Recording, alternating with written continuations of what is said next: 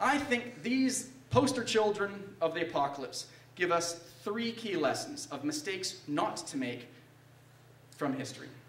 The first mistake has to do with the landscapes that each of these cultures depended on.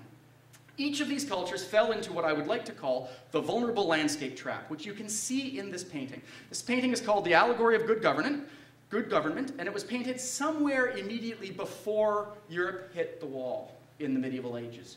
And the first thing I'd have you look at is up in the background, the hillsides. And the hillsides have been almost entirely deforested and plowed right up to the very top. Highly productive. Lots of yield, lots of food. Very, very fragile, because once the tree cover is gone from those hillsides, those soils are exposed to the rains and will erode quickly. So you may get good yields for a few years, you may get good yields for 10 or 20 years. Those yields will not last and cannot stand up to extreme weather. The second thing I'd have you note from this painting is the valley bottom, a sea of wheat. A monoculture of wheat. Again, highly productive, but a landscape ecologist would look at this and say, this is an accident waiting to happen. This is a landscape with a huge thirst for water, so very little drought resistance, and would act as a huge magnet to pests that would be attracted to this very large, very wealthy landscape. So medieval Europe created a vulnerable landscape, and they did that in part by technological innovation. And this is another analogy that is so clear to me with our situation today. Because around the year 900, the monks went through a green revolution. They invented these great big heavy plows. They hooked them to big horses with sophisticated collars. And there was an agricultural revolution around the year 900 that was as significant for the medieval society as the green revolution is for today. However, like today, this equipment did not come cheap. And the abbot that invested in this equipment needed to plow a huge area to recoup that investment. Also, these heavy plows and these teams of horses allowed farmers to get into the hillsides. And as a result, whenever you see pictures of medieval Europe, you end up seeing denuded hillsides, monocultured fields, and woodcutters doing their job. This is a landscape that's actually quite like the Irish potato famine landscape immediately before Ireland hit its crisis. What you've got here in this picture is the west coast of Ireland, and the fields you see are the old potato fields that would have been farmed up until 1845. They're small fields, they're tight-packed fields, they're fields with no margins. It was a highly productive landscape. It was a highly efficient landscape. It was a highly vulnerable landscape.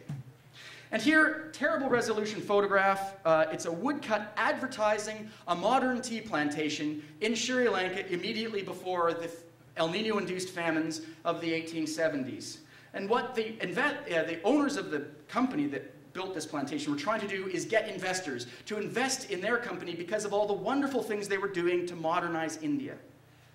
Well, from a landscape ecology perspective, what you'll see is a cut forest and a monoculture of tea. Highly productive, highly efficient, very vulnerable.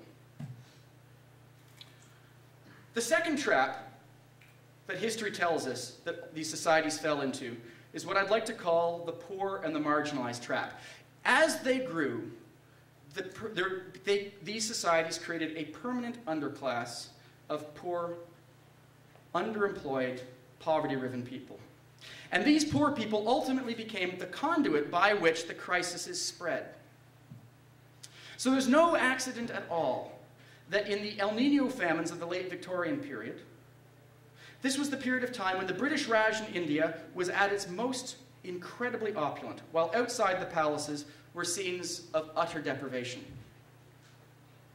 There's also no accident that this was the period of time when the British government, represented here by Sir Evelyn Baring, then England's finance minister, decided to squeeze the poor for every possible last benefit to the rich. And so he was asked why the British government wasn't doing more to help the famine victims. And his reply, any policy to mitigate the effects of famine served but to enhance the evils resulting from overpopulation. This was not a government that was interested in providing a social security for people. Ireland, well-known story. The poor, the dispossessed, the famine victims' most common experience with the rich and powerful institutions of society was a knock on the door by the bailiff and eviction for failure to pay rents or arrears. Again, these were not societies where the institutional powers were actually supporting people. And finally, with regard to the medieval situation, this is the time of Robin Hood, of the wealthy church exploiting the poor. And if you don't want to cite Robin Hood as your academic reference, there's a pretty good paper there called Risk, Asset Markets, and Inequality, Evidence from Medieval Europe. But personally, I just like Robin Hood. The third trap that each of these societies fell into is, I think, the most interesting and the most insidious. And I'd like to call that the good weather trap. And it's the most interesting and most insidious of these traps because it helped mask or paper over the first two mistakes. It is easy to ignore the effects of soil erosion. It is easy to ignore the cumulative effects of poverty when the weather's good and it's easy to produce crops. So each of these societies I've discussed today grew and made these mistakes at a period of time when the weather was good and it was easy to grow. So here's a cartoonish reconstruction of medieval temperatures. You've got time across the x-axis, 1000 AD up to 1900, and you've got sort of a rough proxy for temperature, with the long-term average being that dotted line. The scale is about 2 degrees up and 2 degrees down, but this is a simple cartoon version of an actual proper temperature reconstruction. And what I'd have you note, of course, is the medieval warm period. During the time when the medieval empire grew, when the population expanded, when society was building all those cathedrals and churches and abbeys and whatnot, well, there was a time when the growing season was long. And so it was easy to ignore the mounting problems of soil degradation. And the peasants who were marginalized and poor were still doing okay because nature was cooperating with them. However, as the temperature starts to tail off, it's impossible to ignore these problems. So in the case of medieval Europe in 1315, the peasants who had been suffering from all that price inflation were hit by unseasonable late rain, and it destroyed Europe's wheat crop. And that kicked off a famine that killed about 15% of the population of Europe between 1315 and 1320.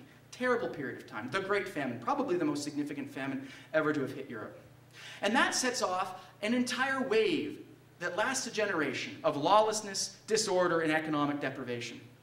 And this creates an enormously hungry, sad, dispossessed, depressed population that is an ideal conduit for disease.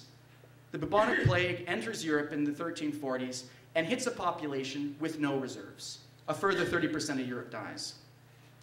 If you were a noble born in 1290, you would have no inkling that this was coming. There's a lot of evidence to suggest that some of the high watermarks in human society that make these problems of soil erosion and poverty coincide more generally with good weather. This particular paper suggests the Minoan warm period, the Roman warm period, and the medieval warm period, the graph being average temperatures of Europe, all enjoyed pretty good growing conditions.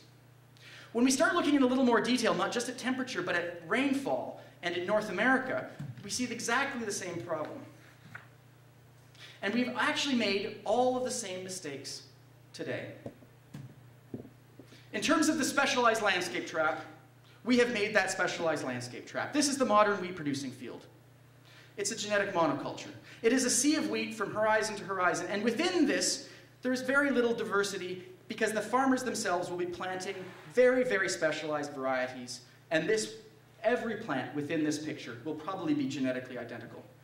We've done the same thing in terms of specializing our livestock landscapes. This is an American feedlot, home to 100,000 cows for the last year of their life on their way to the slaughterhouse, where they're fed an intensive grain diet. Highly specialized landscape.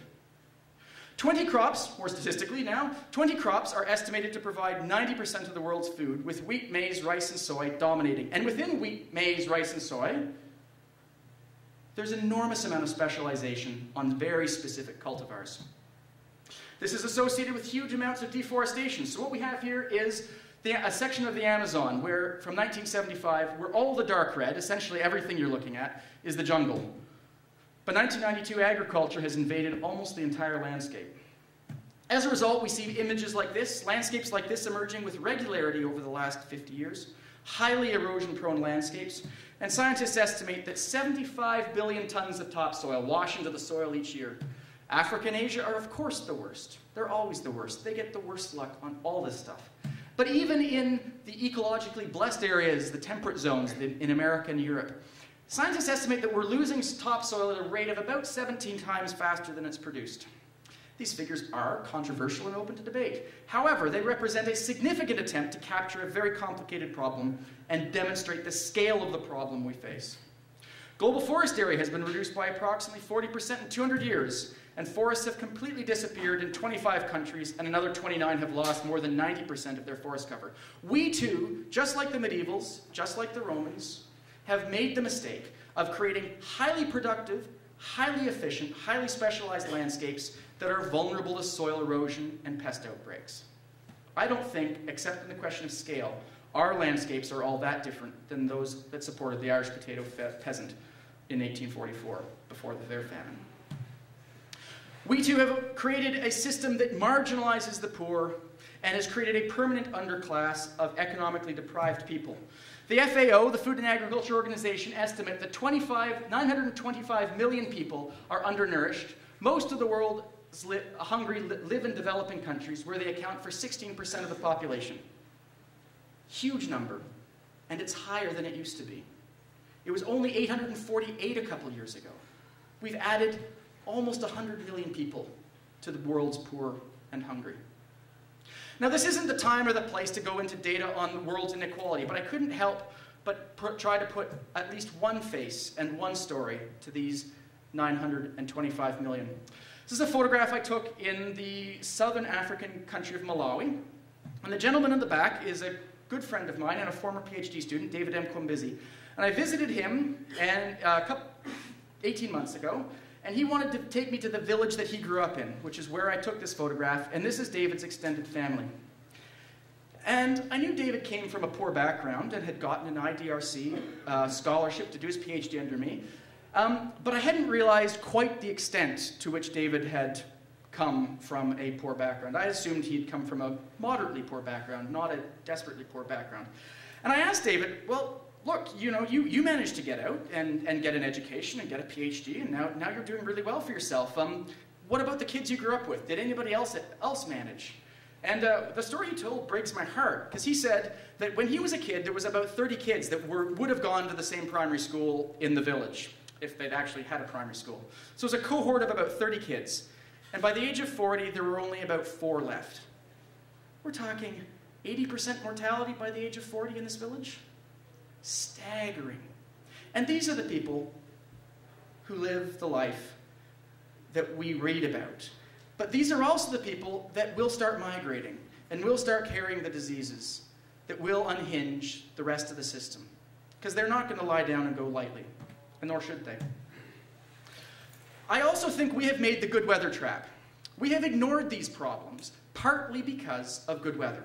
And generally speaking, we enjoyed, over the last 60 years, we have enjoyed pretty good conditions for growing crops, globally speaking. So this is the graph I put up a few minutes ago, showing average European temperature going back 5,000 years in the dark line, highlighting these sort of high water marks of human civilization. The 20th century shares many similarities with the Minoan, Roman, and medieval warm periods in terms of temperature. And when we think more in terms of rainfall, we actually start seeing a similar pattern. So what we've got here is a rainfall reconstruction going back 2,000 years now. So on the left-hand side of the graph, we've got 200 BC, 1 BC AD, up to the present time on the right-hand side. The y-axis, the up and down, is rainfall as determined by studying ancient tree rings. So this is based on dendrochronology, or tree ring analysis. The zero line in the middle is the long-term average amount of rainfall that has fallen, and this data set is derived from an area quite close to the American grain belt. What I'd have you note are the red areas, the 300-year periods of drought. I'd have you note the white areas, or the gray areas, the 200, in this case, year period of above average precipitation. And now what I'd like to do is I'd like to focus in on what's happened in the last 300 years. So this is just a zoom in on the last 300 years, 1700 to the present, and look at what's happened in the last 30 years. We've enjoyed pretty good rainfall conditions over the last 30 years. It's been pretty wet. It's been pretty warm. Not too warm, not too wet, just right for crops. We have grown accustomed to the harvests and the yields that we can obtain during periods of time where the climate has by and large cooperated with us. And between the Sahelian droughts in the 1990s and the Dust Bowl of the 1930s, there weren't any major climactic shocks. There weren't any serious, huge problems, multi-year problems. There was a bit of a drought in the 80s, there was one in the 50s. Nothing like the historic record suggests is possible.